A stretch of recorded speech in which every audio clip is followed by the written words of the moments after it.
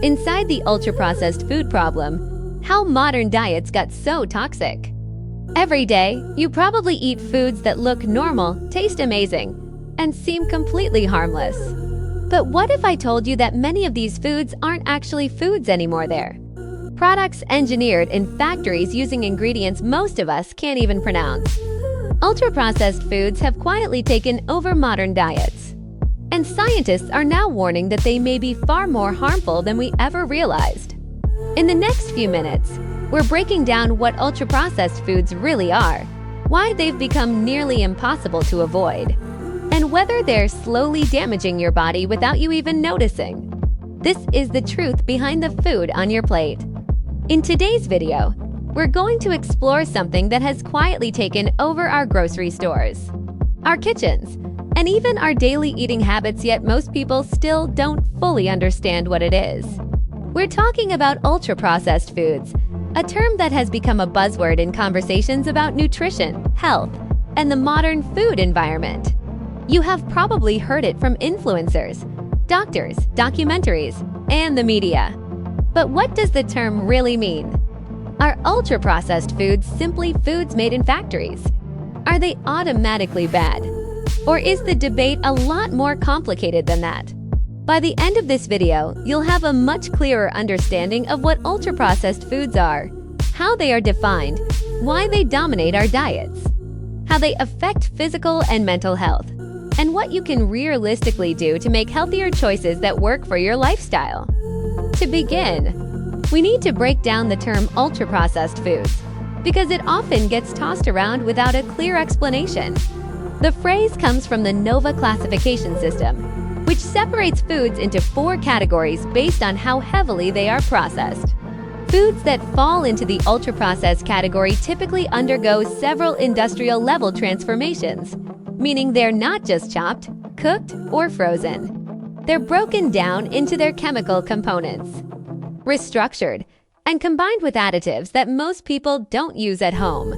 Things like maltodextrin, flavor enhancers, hydrogenated oils, emulsifiers, artificial sweeteners, and synthetic colors are common features of ultra-processed foods.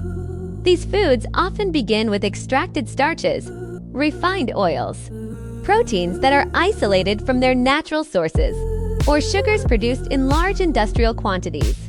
After going through multiple steps such as extrusion, molding, high-pressure processing, and chemical treatment, the final product becomes something entirely different from the raw ingredient it came from. It's not just bread, it's industrial bread. It's not just a snack, it's engineered to be hyper-palatable. It's not just a meal, it's a product designed to be convenient, long-lasting, and irresistibly tasty. Ultra-processed foods didn't become popular by accident.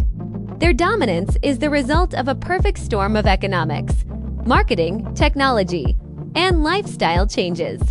As lives become busier, people have less time and energy to cook. Food companies saw an opportunity: create products that require almost no preparation, taste consistently good, last a long time without refrigeration, and cost far less to produce than fresh ingredients. These products are also extremely profitable because they use cheap raw material starches, oils, syrups combined with inexpensive flavorings and additives. On top of that, decades of aggressive marketing have normalized processed snacks, sugary drinks, ready-to-eat meals, and packaged pastries as everyday foods rather than indulgences. Another reason they're everywhere is accessibility. In many parts of the world, ultra-processed foods are simply easier to find than fresh produce.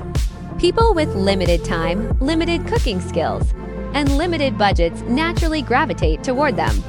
The more people eat them, the more companies produce them, creating a cycle that is hard to break. One of the biggest reasons ultra-processed foods are hard to avoid is their design. They're engineered to hit the perfect combination of sweet, salty, fatty, and crunchy sensations that trigger our brain's reward centers more intensely than whole foods can. Scientists in food companies spend decades studying how humans respond to specific textures, aromas, and flavor combinations. For example, the bliss point is a concept describing the ideal balance of sugar, fat, and salt that maximizes pleasure without causing taste fatigue. Similarly, vanishing caloric density is a technique used in snacks like chips or puffs that dissolve quickly in your mouth, making your brain think you didn't consume many calories, prompting you to eat more. These foods are also designed to require minimal chewing, which bypasses natural satiety signals. Add to that the bright colors, attractive packaging, and emotional associations built through advertising, and you get foods that are unbelievably difficult to resist. This isn't a lack of willpower, it's by design. Before we dive into the dangers, it's important to acknowledge that not all ultra-processed foods are created equal. The category is huge, and its definition is broad enough that it includes both clearly unhealthy items like sodas and candy, but also potentially helpful or essential products like fortified cereals, plant-based milks, baby formula, certain breads, and medical nutrition drinks. Some ultra-processed foods provide vitamins, minerals, fiber, or protein that people might not otherwise get from their diets. In some regions, these foods are essential for preventing malnutrition. So the conversation isn't as simple as all ultra-processed foods are bad. The real issue is the pattern of consumption. When diets become heavily dominated by these products, especially those high in added sugars, unhealthy fats, and sodium, the risk of chronic disease increases significantly. The danger comes from over-reliance, not occasional use. Now let's talk about the risks, because this is where the conversation becomes serious. Large-scale studies from various countries consistently show that diets high in ultra-processed foods are linked to higher risks of obesity, type 2 diabetes, heart disease, stroke, hypertension, depression, and even certain cancers. One reason is that many ultra-processed foods lack fiber, which is crucial for digestion, blood sugar control, and gut health. Without fiber, glucose spikes faster and stays elevated longer, increasing the risk of metabolic issues. Another major problem is additives like emulsifiers and artificial sweeteners, which some studies suggest may disrupt the gut microbiome.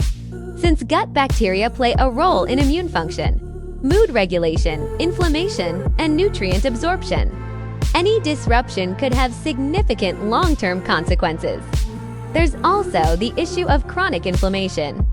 Diets high in refined carbs, unhealthy fats, and chemical additives can create a pro-inflammatory environment in the body, which contributes to many chronic diseases. And beyond biology, there's behavioral impact. Because these foods are engineered to be addictive, they can override hunger cues and encourage overeating, leading to weight gain and other health problems over time. Thank you so much for watching. If you found this video helpful, don't forget to like, comment, and subscribe for more science-based health content. And let me know in the comments, what ultra-processed food do you find the hardest to give up?